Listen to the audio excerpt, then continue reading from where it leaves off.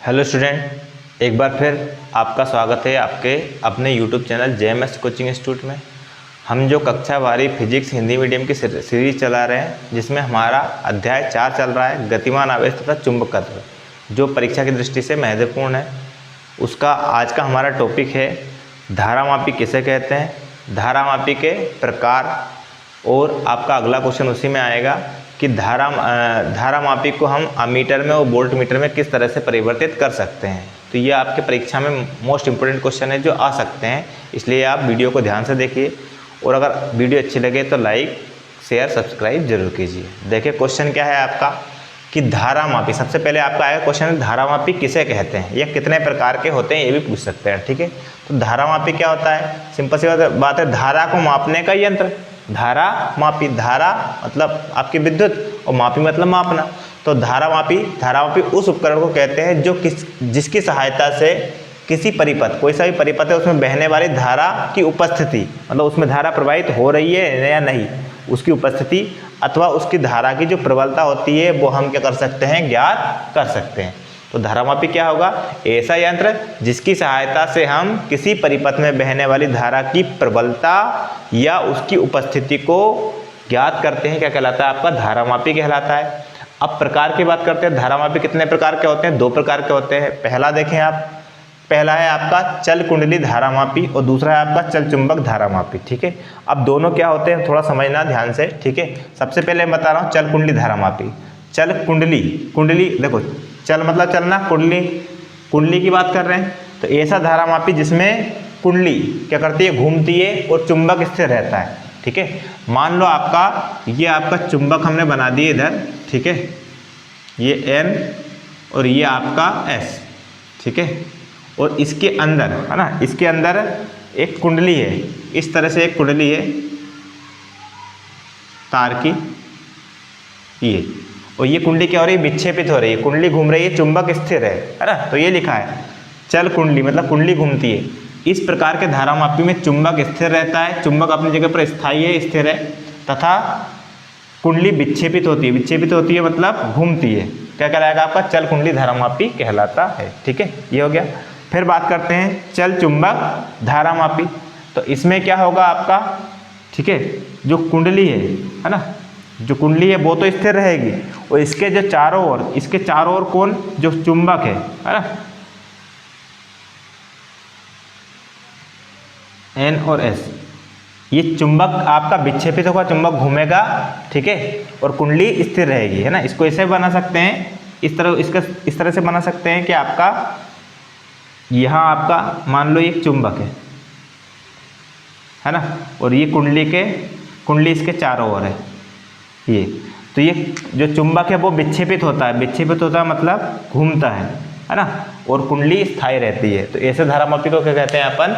चल चुंबक धारामापी कहते हैं। तो सिंपल सी परिभाषा, धारा मापने का ऐसा यंत्र जिसकी सहायता से हम किसी परिपथ में बहने वाली धारा की प्रबलता या उसकी उपस्थिति ज्ञात कर सकते हैं, धारामापी कहलाता है। प्रकार 2 प्रकार के होते हैं, चल चुंबक और चल कुंडली धारामापी। चल कुंडली धारामापी ऐसा धारामापी जिसमें कुंडली विक्षेपित होती है और चुंबक स्थायी रहता है, चल कुंडली धारामापी कहलाता है। और ऐसा धारामापी जिसमें चुंबक घूमता है और चुंबक विक्षेपित होता है और कुंडली स्थायी रहती है, वो चल चुंबक धारामापी कहलाता है। अब हम करेंगे कि चल कुंडली धारामापी को अमीटर में कैसे चेंज करें और वोल्टमीटर में कैसे चेंज करें। ठीक है, देखिए आप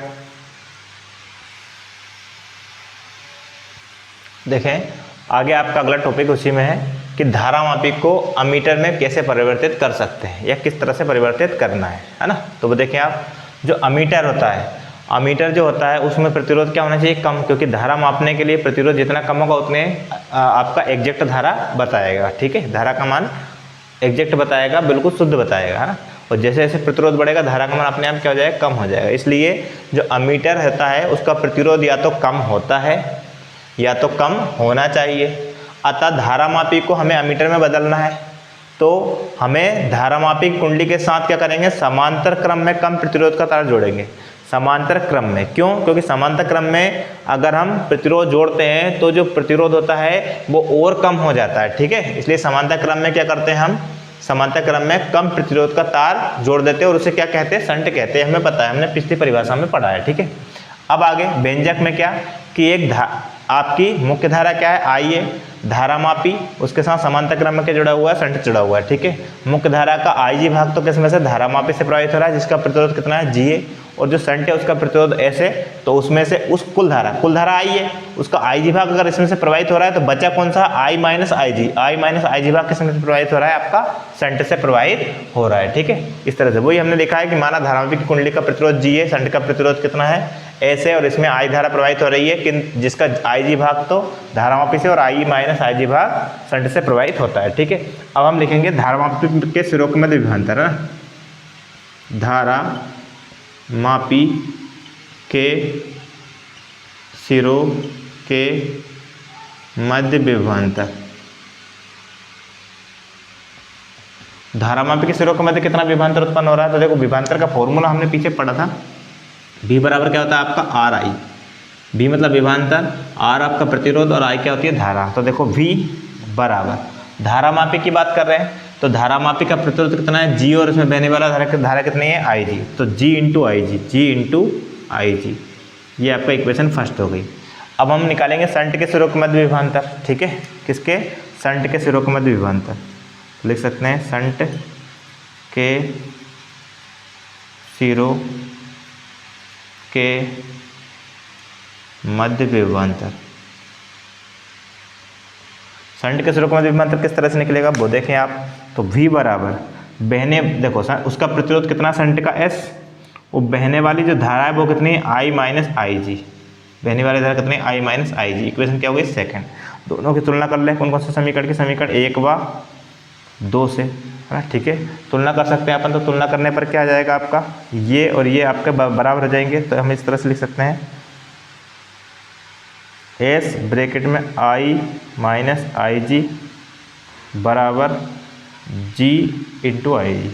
इनके एल एच एस बराबर है तो आर एच एस बराबर हो जाएंगे, ठीक है। हमें निकालना किसका मान है, आई का, एस का मान निकालना है, मतलब आपको क्या निकालना है, शंट का प्रतिरोध निकालना है। तो S is equal to, into वाला पूरा कहाँ चला जाएगा, ये भाग में चला जाएगा। तो जी इंटू आई जी तो लिखा ये, बट्टे क्या आ जाएगा, आई माइनस आई जी, ठीक है। और ये क्या आएगा, इसका मात्रा क्या आएगा, ओम है, क्योंकि ये क्या है आपका प्रतिरोध है, ठीक है। इस तरह से हम शंट का प्रतिरोध निकाल सकते हैं, ठीक है। वो कैसे निकाल सकते हैं, अगर हमें धारामापी का प्रतिरोध पता है, धारामापी में बहने वाली धारा पता है, कुल धारा पता है, तो हम आसानी से शंट का प्रतिरोध निकाल सकते हैं। अब अगला टॉपिक है आपका धारामापी को किसमें, वोल्ट मीटर में परिवर्तित करना, ठीक है। देखें तो अगला आपका टॉपिक है धारामापी को वोल्ट मीटर में परिवर्तित करना। पहले हमने अमीटर देखा था, फिर वोल्ट मीटर। तो देखो वोल्ट मीटर जो होता है क्या होता है, विभव मापने का यंत्र क्या कहलाता है, आपका वोल्ट मीटर कहलाता है। इसलिए उसमें प्रतिरोध क्या होना चाहिए, विभव मापने के लिए प्रतिरोध क्या होना चाहिए, ज़्यादा होना चाहिए। और प्रतिरोध बढ़ाना है तो उसके साथ समांतर क्रम में तार जोड़ते हैं, और कम करना है तो प्रतिरोध अगर बढ़ाना है तो श्रेणी क्रम में जोड़ते हैं, अगर कम करना है तो समांतर क्रम में जोड़ते हैं। तो हमने अभी अमीटर बनाया था, उसमें हमने क्या किया था, समांतर क्रम में कम प्रतिरोध का तार जोड़ा था। लेकिन ये अपन वोल्ट मीटर अगर बनाएंगे तो वोल्ट मीटर का प्रतिरोध या तो अधिक होता है या तो अधिक होना चाहिए।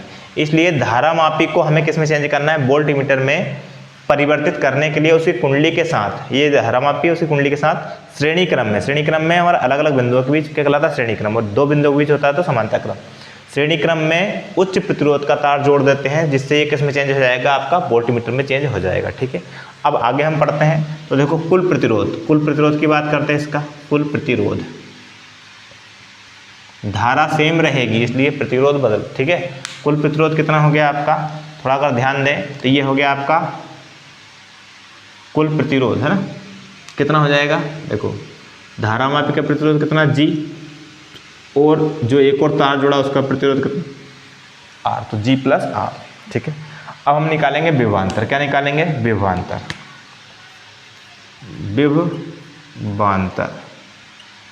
ठीक है। विभवांतर भी बराबर, है ना, विभवांतर हमें पता है ओम का नियम से चलता है, ओम के नियम से भी बराबर क्या होता है आपका, आर आई, है ना। आई बहने वाली धारा और आर क्या, प्रतिरोध, ठीक है। तो विभवांतर को भी से दर्शाएंगे, बराबर प्रतिरोध कितना है, जी प्लस आर इंटू बहने वाली धारा कितनी है, आई, क्योंकि श्रेणी क्रम में धारा नहीं बदलती है, ठीक है। तो आई। अब यहाँ से हम किसका हमें मान निकालना है, इसका। ठीक है, तो हम V गुणा वाला I को हम भाग में पहुंचा दें बराबर G प्लस R। इसको पहले इसको बाद में लिख दे, कोई दिक्कत नहीं है। G plus R is equal to V बटे I, अपनी जगह पर ही है अभी सब, है ना।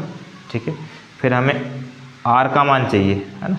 ठीक है, R बराबर क्या हो जाएगा, V बटे I और माइनस G, ये आपका। ठीक है, क्या हो गया,